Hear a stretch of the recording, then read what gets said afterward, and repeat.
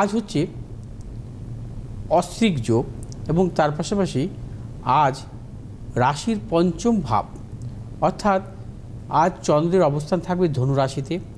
পঞ্চম ভাব হচ্ছে মূলত মেষ রাশির ঘর। পঞ্চম ভাব শুভগ্রহ মধ্যগত, অর্থাৎ বৃহস্পতি এবং শুক্রের মধ্যগত। কোনো জাতক জাতিকার জন্ম ছকে, বিশেষ করে মহিলাদের ক্ষেত্রে বলবো, যদি পঞ্চম ভাব শুভগ্রহ মধ্যগত থাকে তার সন্তান সুখ আসে এবং একে বলা হয় রত্ন গর্ভাযোগ। অর্থাৎ পঞ্চম ভাব যদি শুভগ্রহ মধ্যগত থাকে, পঞ্চম প্রতিকারক গ্রহ যদি শুভগ্রহ মধ্যগত থাকে, তাহলে রত্ন গর্ভাযোগের সৃষ্টি হয়।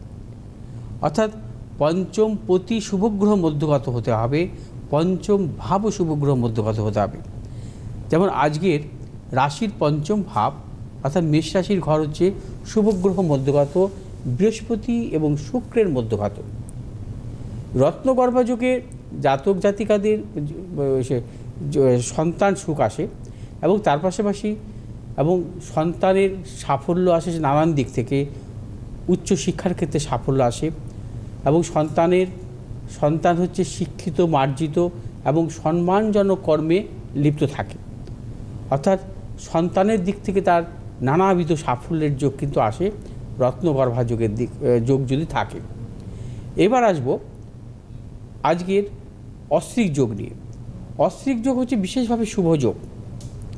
এই যোগে জন্মগ্রহণকারী জাতক জাতিকার জীবনে কিন্তু প্রবল সাফল্য আসে এবং অশ্বিক যোগের অধিপতি কারক গ্রহ হচ্ছে গণেশ।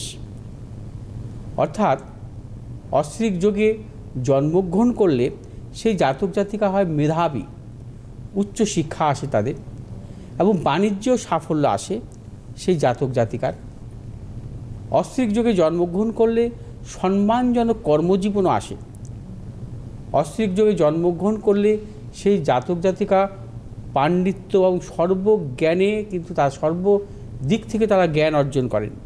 সর্বজ্ঞানী যাকে বলা হয়, মানি এবং সম্মানজনক এবং রাজতুল্য সম্মানও কিন্তু তাদের জীবনে আসে।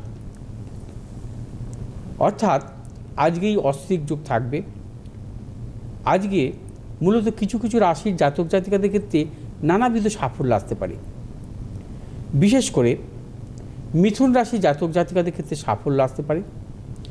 মেষ, মিথুন, সিংহ, কুম্ভ, মীন।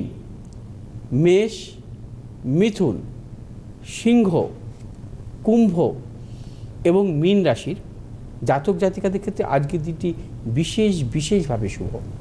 আপনারা আজকে নানাবিধ সাফল্য পেতে পারেন। অর্থনৈতিক সাফল্য, কর্মজনিত সাফল্য এবং নানান দিক থেকে সাফল্য। যারা বিবাহের ব্যাপারে অগ্রসর হচ্ছেন, আজকের দিনটিও কিন্তু আপনারা সেই বিষয়ে আপনারা অগ্রসর হতে পারেন। আজকের দিনটি কিন্তু আপনাদের সাফল্যের প্রবল যোগ। এছাড়া অন্যান্য রাশির জাতক জাতিকাদের ক্ষেত্রেও মূলত বা মেষ, মিথুন, সিংহ বা কুম্ভ বা মীন রাশি জাতক জাতিকা ব্যতিরেক অন্যান্য রাশির জাতক জাতিকা এই উপাচারটা পালন করতে পারেন। আজ গণেশ দেবের উদ্দেশ্যে 21টি দূর্বা অর্পণ করবেন, লাড্ডু অর্পণ করবেন, হলুদ ফুল, লাল চন্দন অর্পণ করবেন।